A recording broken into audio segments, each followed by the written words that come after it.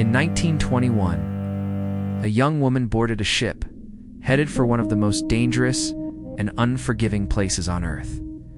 She wasn't an explorer, she wasn't an adventurer, and she wasn't prepared for what was coming. In fact, she had been hired for something as ordinary as sewing clothes. But just 2 years later, she would be found on that same frozen island, the only living soul left. What happened in between is one of the most chilling, overlooked survival stories in history, and almost no one talks about it. What if I told you that this woman survived nearly 2 years alone on an island that explorers called the graveyard of the Arctic? That she learned to hunt polar bears with nothing but a rifle she'd never fired before?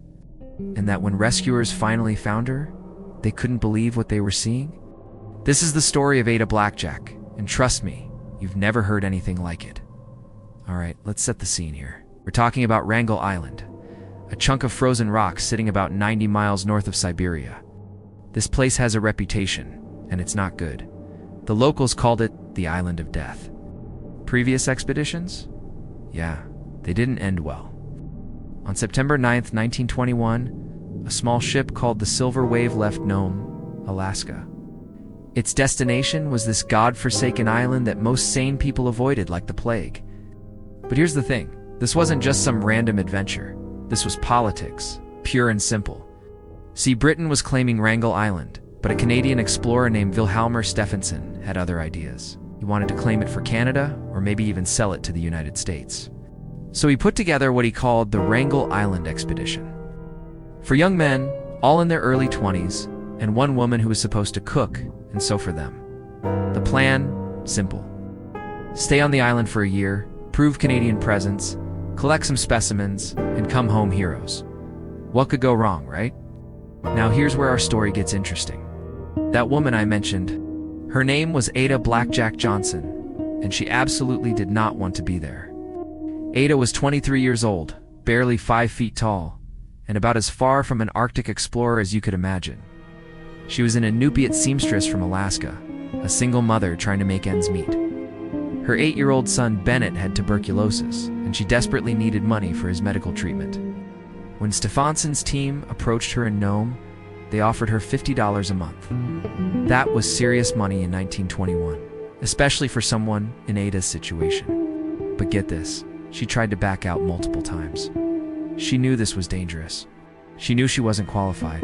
They convinced her it would be easy, just cooking and mending clothes for a year. So there she was on September 16th, 1921. Stepping onto Wrangel Island with 4 men she barely knew: Alan Crawford, Lauren Knight, Fred Moore, and Milton Gall.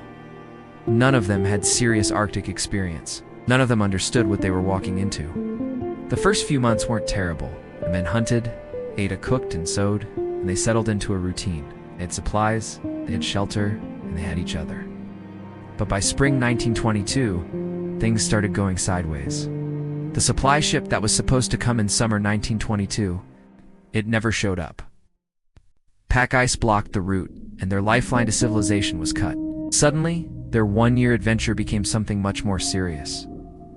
Food started running low, the hunting wasn't as good as they'd hoped. And here's the kicker. Lauren Knight started getting sick. Really sick. He developed scurvy. His teeth were falling out, and he could barely walk. By January 1923, the situation was desperate. The 4 men made a decision that would change everything. They decided to leave Ada with the sick Lauren Knight and attempt a 700-mile trek across the frozen sea to Siberia to get help. Crawford, Moore, and Gall left on January 28, 1923. They took most of the remaining supplies. 2 sleds and all the healthy sled dogs. They promised they'd send help back for Ada and Lauren. They were never seen again. So picture this, you're Ada Blackjack. You're stuck on a frozen island with a man who's slowly dying. You've got maybe a month's worth of food left, and your only companions just disappeared into the Arctic wilderness. Most people would have given up right there. But Ada, she surprised everyone, including herself. Lauren Knight died on June 23, 1923. For weeks, Ada had been nursing him, trying to keep him alive with whatever food she could find. When he finally passed, she was truly alone. No other human being for hundreds of miles in any direction. And that's when something remarkable happened. This woman who had never fired a gun, who had been afraid of polar bears, who barely knew how to survive in the wilderness, she transformed into something else entirely. Ada didn't just survive, she figured out how to live. She learned to hunt seals by watching how the men had done it. She set fox traps and actually caught foxes. She built windbreaks to protect herself from the brutal Arctic storms. But here's what gets me. She kept a diary through all of this. In broken English, she documented everything. The loneliness, the fear, the small victories. On July 4th, 1923, she wrote, "I wonder if anybody will ever find me." She taught herself to shoot that rifle, even though she was terrified of it. She had to. Polar bears were a constant threat. There's one entry where she describes a bear circling her shelter for hours while she sat inside, gun in hand, shaking with fear. The isolation was brutal. Months without hearing another human voice. She talked to herself. She talked to her dead companion's grave. She talked to the foxes she caught. Anything to break the silence that was slowly driving her crazy. Winter 1923 hit like a freight train. Temperatures dropped to 50 below zero. The sun disappeared for months. And Ada was still alone, still fighting to stay alive. She moved into Knight's larger shelter after he died. She rationed her dwindling supplies like her life depended on it, because it did. Some days, she ate nothing but fox meat and whatever birds she could catch. But you know what's incredible? She didn't give up. Every day she wrote in her diary. Every day she checked her traps. Every day she scanned the horizon for ships that never came. By spring 1924, she had been alone for over a year. Think about that for a second. A year. It's on an island where the average temperature is below freezing 8 months out of the year. With no training, no experience, and no hope of rescue. August 20th, 1923. That's the date that changed everything. Ada spotted something on the horizon, a ship. After nearly 2 years on Wrangel Island, and over a year completely alone, rescue had finally come. The ship was the Donaldson, sent by the Soviet Union. When the crew found Ada, they couldn't believe what they were seeing. This small woman, barely over 100 pounds, had survived conditions that killed trained explorers. She had kept detailed records of everything, weather, wildlife, her daily activities. She had maintained Knight's grave. She had even taught herself basic carpentry to repair her shelter. The rescuers were amazed. This wasn't just survival, this was adaptation. When they asked her how she did it, Ada's answer was simple. I had no choice. I had to live to see my son again. So Ada Blackjack returned to Alaska as arguably one of the greatest survival stories in Arctic history. You'd think she'd be celebrated, right? You'd think she'd be famous? Nope. Almost nobody cared. The families of the 4 men who died blamed her. They said she should have done more to save them, that she should have tried to follow them across the ice. The press barely covered her story. When they did, they called her lucky, rather than skilled. Ada used the money from her story to get treatment for her son Bennett. But tuberculosis took him anyway in 1932. The woman who survived 2 years in the Arctic could unsave the person she fought so hard to return to. She lived quietly in Alaska until her death in 1983, working as a seamstress and house cleaner.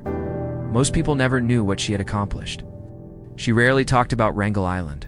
The memories were too painful. But here's what really gets me. In a world full of survival shows and adventure celebrities, we forgot about the woman who actually did it. No cameras, no backup team, no emergency evacuation. Just one small woman, alone on an island that had already killed dozens of explorers, figuring out how to stay alive one day at a time. Ada Blackjack wasn't supposed to be a hero. She was supposed to be background support for 4 ambitious young men who wanted to make their mark on history. Instead, she became the only one to tell their story.